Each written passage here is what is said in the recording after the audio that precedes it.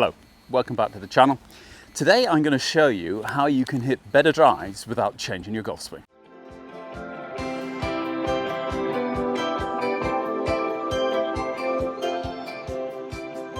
A lot of the time when we're thinking about hitting better drives, we're thinking about changing our technique, and the problem with that is it's going to take time. Even if you can identify what you're doing wrong. Something you can change pretty quickly is just basically your impact position on the face of the driver. And you can do this by using an impact tape and then looking at where you're actually making contact with the driver. The reason that this is important is because when you don't hit the center of the club face, the club head is going to move. When you hit the toe of the club face, the toe will move away from the ball, which will cost you energy, and at the same time it will impart a side spin on the ball in the opposite direction. So hitting the toe of a right-handed golf club will cause the ball to actually get a hook spin.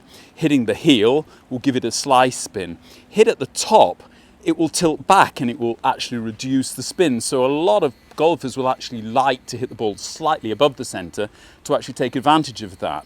Also means they could use a little bit less loft and therefore get even more ball speed.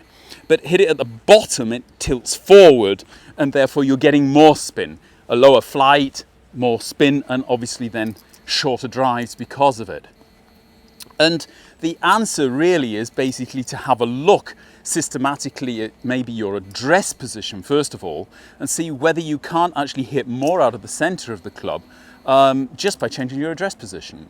So that's what we're going to try today, and try and get a better understanding of how we do it. So it means basically then getting yourself some of these face tapes. You can usually get them pretty cheap off the internet, popping them then onto your driver, and then the very first thing is really to just make a normal swing at the ball without changing anything that you're doing.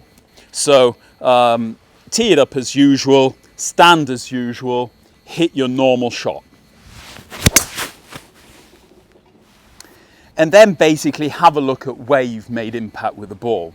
And I would recommend that you start really working on the horizontal axis. You can see that I'm pretty central here, so it's the vertical axis which is the problem rather than the horizontal axis. But at the same time I want to give you an idea of what you could change. Now I think it's pretty obvious. The first thing you can change is just basically how far away you stand from the ball. What a lot of people forget is that in a golf swing you're creating centrifugal forces, and these centrifugal forces are pulling the club away from you. So often you could be unconsciously standing simply a little bit too close to the ball. The other thing that you've got to remember is your swing plane. And a lot of people will stand simply too upright to the golf ball, and therefore they might be hitting it out of the heel, because if you can imagine the swing as a circle, and the circle is mounted on your spine, flattening it will move the heel up towards the ball, and steepening it will move it down and the toe more into the ball. So if you're coming steep onto the ball, you're likely to hit it out of the toe.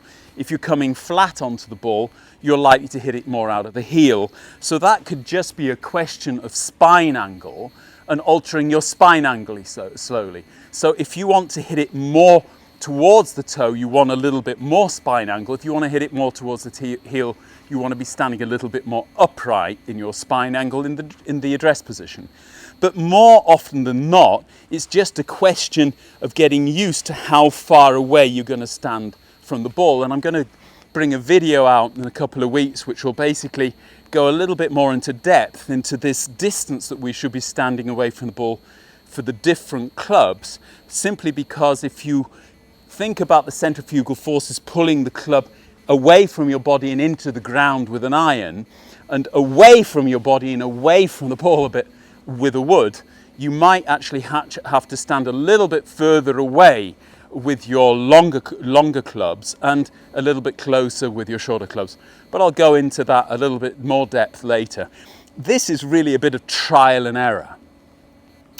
Once we've actually got it in the middle, like I have, then the next thing is to basically look about the vertical axis. And the vertical axis, you're going to be able to change in a number of ways. The first thing is obviously tee height. I mean, since I've been playing golf, they've always said you just want to tee it up with half the ball above the club face. But that would say that we're all the same, we're all hitting the ball the same. And obviously we're not. As you get to the position where you can turn further, you are changing the deepest point in your swing by delaying your release. The later you delay your release, the later you actually reach the deepest point in your swing. So you might have your ball across the left heel, and that's exactly really where the club is at the deepest point. So a ball that's teed up halfway above the club, like mine, is going to hit the top of the driver, and that's no good to you. So you might have to tee it up a little bit further forward in order to get it into the middle of the club. So that's basically what I'm going to try and do now. And if we have a quick look at that, you can actually see that has actually, the lighter marking is the second shot, has brought the impact position down a little.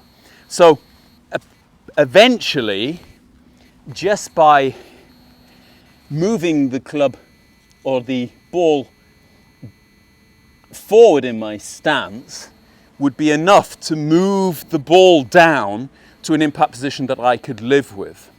Another way of changing the ball's position relative to the spine is your width of stance. If you leave your lead foot where it is and put your trail foot a little bit further away, you are actually taking the axis of your swing further back. On top of that, when you grip the club, you will be forced to tilt your spine more, which, don't forget, will actually change the direction of your swing as well. So it might actually change not only the ball flight, but also the spin on the golf ball. But it will most certainly help you to hit in the upswing. That's gone a good deal higher, and it's not very easy to see, but I shall show you. We are really coming more down into the center of the golf club. So that's basically all that I had to do.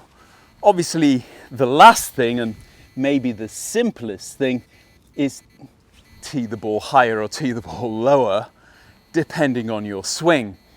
If you are one of the many golfers who really is struggling with hip rotation and is actually kind of hitting the bottom of the driver because you're pulling your arms in, you might actually be helped by moving the ball back in your stance. I know it's not going to be in any kind of textbook, but if it's helping you to get the ball more out of the middle of the stance, then you've got to basically think in the other direction.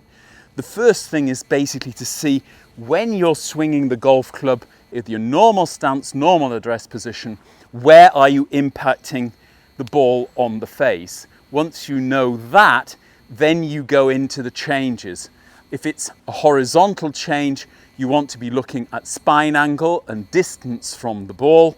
If it's a vertical change, then you want to be looking at the ball relative to your axis of turn. That means moving the ball further forward or further back. Further forward will help you to hit it lower on the face. Further back will help you to hit it higher on the face. Changing, obviously, your width of stance and your tilt in your spine, which will again help you to hit it lower on the face. And finally, simply changing the height that you tee the golf ball up. And hopefully with a little bit of practice, you'll find that you're getting the golf ball more and more out the middle of the golf club, and without making any changes to your golf swing, you're hitting the golf ball further. Fancy that then. Hope it helps you. If it has, please smash that like button. Don't forget to subscribe to the channel if you haven't done already. Thanks again to all the patrons who are looking after me so well. If you would like to become a patron for the site, I shall leave a link below I will be back very soon with the next one. Until then, bye-bye now.